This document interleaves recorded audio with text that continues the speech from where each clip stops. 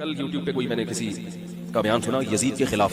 ہم بھی کوئی یزید کی کوئی تعریف نہیں کرتے کہ لیکن مخالفت میں حد سے تجاوز.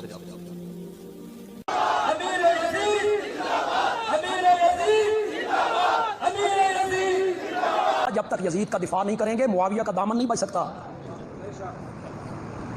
آپ کی مسجد کا خطیب ہو, سچی سی بات کرنا, دل پہ ہاتھ رکھ کے بولنا, آپ کی مسجد کا خطیب ہو, عالم ہو, شیخ الحدیث ہو, بزرگ ہو, معزز ہو, محترم ہو, مکرم ہو, متقی ہو, پرہیزگار ہو, شب زندہ دار ہو, تہجد گزار ہو, اس کا بیٹا کبوتر باز ہو, زانی ہو, شرابی ہو, اور وہ عالم اپنے بیٹے کو ممبر پہ بٹھائے جمعے کے دن کہ پتر خطبہ دے جمعے دا, کیا کہو گے اس عالم کو؟ کیا کہو گے اسے؟ کہو گے نا کنبا پرور ہے, دنیا کا بھوکا ہے, اولاد کی محبت میں سارا کام کر گیا.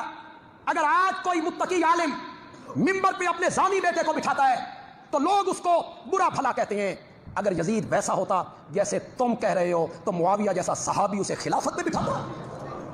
صحابی نے یہ کام کیوں کیا؟ ان کے لیے تو قرآن کہتا ہے اولئک هم المتقون, اولئک هم الصادقون, اولئک هم الراشدون. آپ کو سن کر حیرت ہوگی کہ ممالک اسلامیہ کے بچے نے حضرت یزید کے حق میں ووٹ ڈالا. بے حد بہادر, بے حد صاحب داد و دہش, بے حد سخی.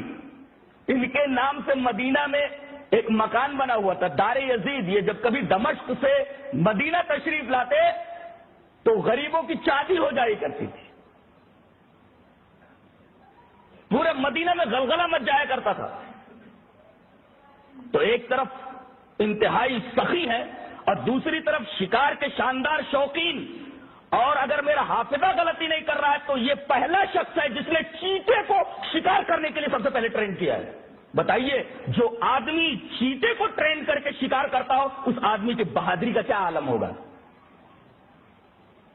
دنیا کا یہ واحد شخص ہے جس نے سب سے پہلے چیتے کو شکار کے لیے ٹرین کیا ہے,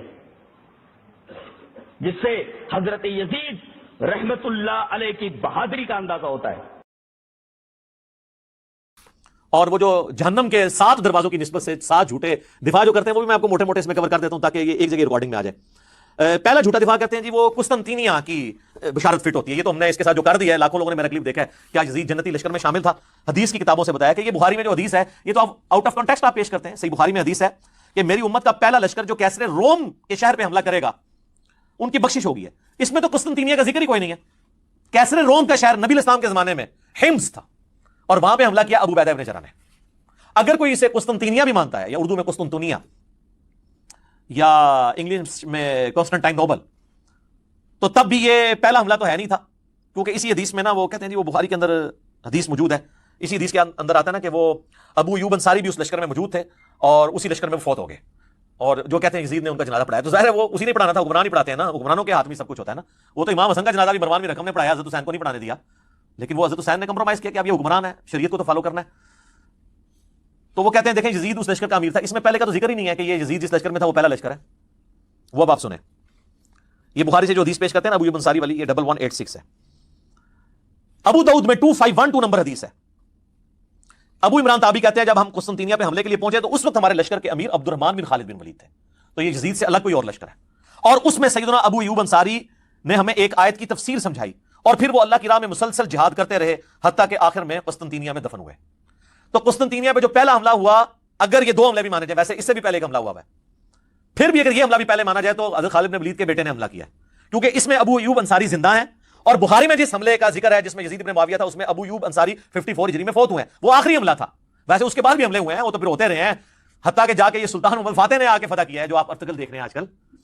یہ 7واں سلطان ہے اسی کی, ارطغرل کی اولاد میں سے. یہ تو جا کے پھر 8ویں 9ویں صدی ہجری کے اندر آ کے فتح ہوا ہے. تو وہ بارک بشارت حملہ کرنے والے کے لیے تھی. تو یہ تو فارغ ہوا ان کا دفاع. دوسرا کہتے ہیں جی یزید جی تابعی ہے. اس میں الیاس گھمن صاحب والا جواب دوں گا, انہوں نے بڑا پیارا جواب دیا. انہوں نے کہا تابعی کہتے ہیں اتباع کرنے والے کو. صحابی صرف صحبت سے ہو جاتا ہے, لیکن تابعی کسی صحابی کی صحبت سے نہیں ہوتا جب تک وہ صحابہ کا پیروکار نہ ہو. تو انہوں نے کہا کہ یزید بن معاویہ تو تابعی ہے ہی نہیں ہے, کیونکہ انہوں نے اتباع تو صحابہ کی نہیں ہے. ایسے بہت پیارا جواب دیا, زبردست. انہوں نے کہا تابعی تو ہوتا ہے اتباع کرنے والا, اس کے تو سارے کرتوت ہی برے ہیں. اچھا, تو اگر یہ تابعی ہے تو پھر سر حجاج بن یوسف صحابہ کا قاتل وہ بھی تابعی ہوا پھر. اور خوارج کلمہ والے قبلہ تو تھے, وہ بھی سارے تابعین ہوئے. یہ سب فراڈ ہے. اس طریقے سے نہیں ہوتا کہ آپ چیزیں بنانا شروع کر دیں. اور اسی میں وہ حدیث بھی لیتے ہیں ترمذی سے کہ نبی اسلام فرمایا جس نے مجھے دیکھا اسے آگ نہیں چھوئے گی, جس نے اس کو دیکھا اسے آگ نہیں چھوئے گی, جس نے اس کو دیکھا. وہ کہتے ہیں دیکھیں صحابہ تابعین تبع تابعین تک یہ چیز جاتی ہے تو سارے بخشے ہوئے. تو سر جتنے بڑے بڑے کذاب قسم کے احادیث میں راوی ہیں نا, زیادہ تر وہ قانون تابعین کے اندر موجود ہیں.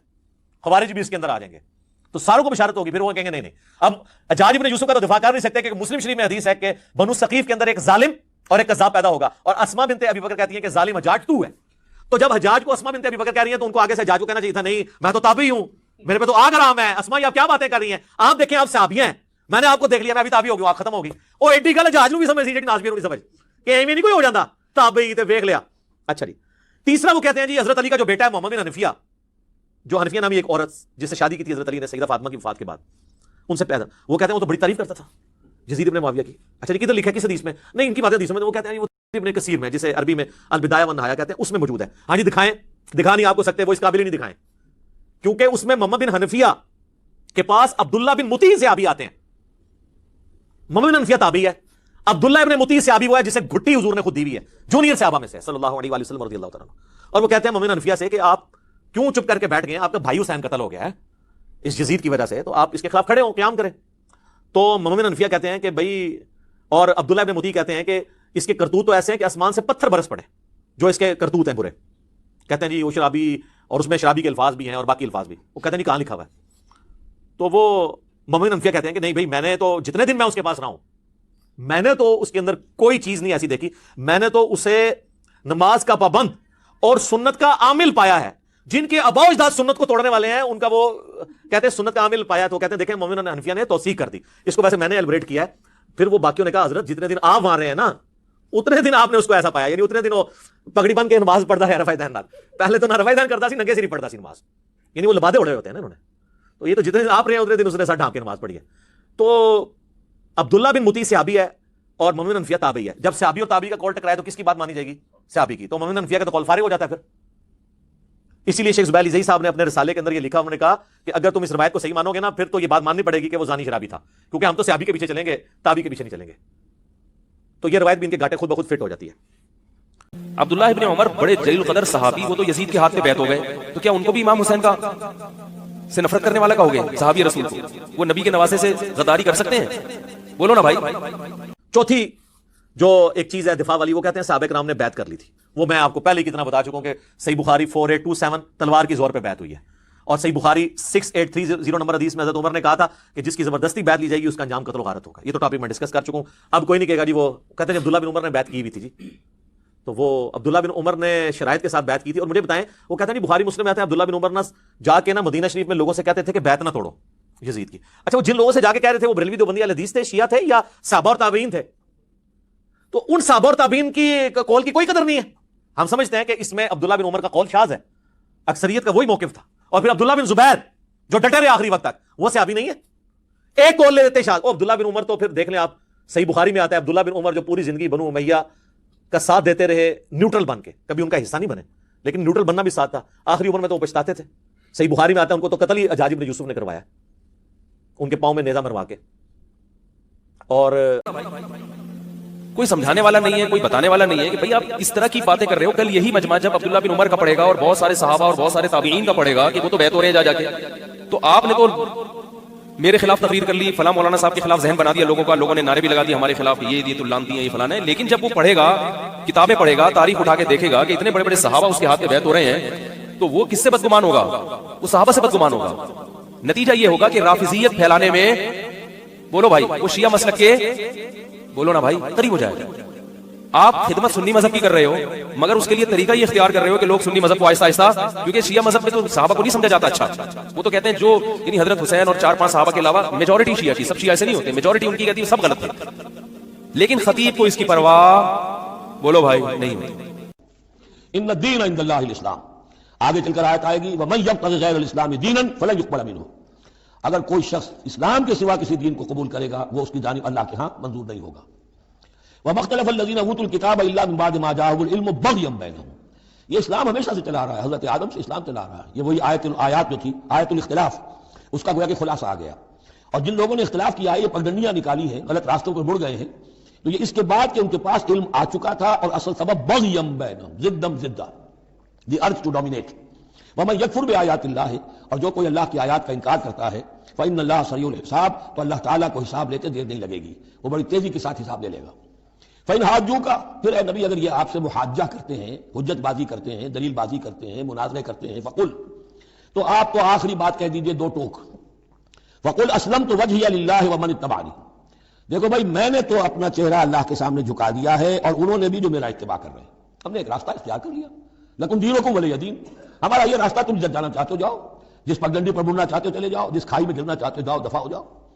وقل اسلمت وجہی للہ ومن اتبعنی وقل للذین اوتوا الکتاب والامیین، اور اے نبی کہہ دیجئے ان دونوں سے، ان سے بھی کہ جنہیں کتاب دی گئی تھی پہلے، یعنی یہود اور نصارہ، والامیین، اور ان سے بھی کہہ دیجئے کہ جو مشرکین عرب ہیں ابھی بقی عرب میں، اسلمتم، تم بھی اسلام لاتے ہو یا نہیں، تابع ہوتے ہو کہ نہیں، اللہ کے سپرد اپنے آپ کو کرتے ہو کہ نہیں، فإن اسلموا فقد اہتدوا، اگر وہ بھی اسی طریقے سے اسلام لے آئیں تو ہدایت پر ہو جائیں گے، وإن تولوا فإنما علیک البلاغ، پھر اگر وہ رخ پھیر لیں، منہ موڑ لیں، اے نبی آپ پر کوئی ذمہ داری نہیں ہے سوائے پہنچا دینے کی، اعلیٰ کو یہاں پھر پہچان، انما علیک البلاغ، آپ کے ذمہ ہے پہنچا دینا، آپ نے ہمارا پیغام پہنچا دیا، ہماری دعوت ان تک پہنچا دی، ہماری آیات انہیں پڑھ کر سنا دی، اب آگے چوائس ان کا ہے، آپ پر ذمہ داری نہیں۔ قیامت کے دن آپ سے یزید کے بارے میں سوال، میرے سے کسی نے پوچھا کہ یزید کے بارے میں آپ کیا کہتے ہیں، میں نے کہا آپ کو جاپان کے جو بھی صدر ہے اس کے بارے میں پتہ ہے، چائنا کے بارے میں پتہ ہے، وہ کہہ رہے وہ تو کافر ہیں، میں نے کہا چلو مسلمانوں کے، علامہ اقبال کے بارے میں پوری رپورٹ ہے آپ کے پاس، تاریخ میں لاکھوں شخصیات ایسی ہیں جن کے بارے میں آپ کو نہیں پتا،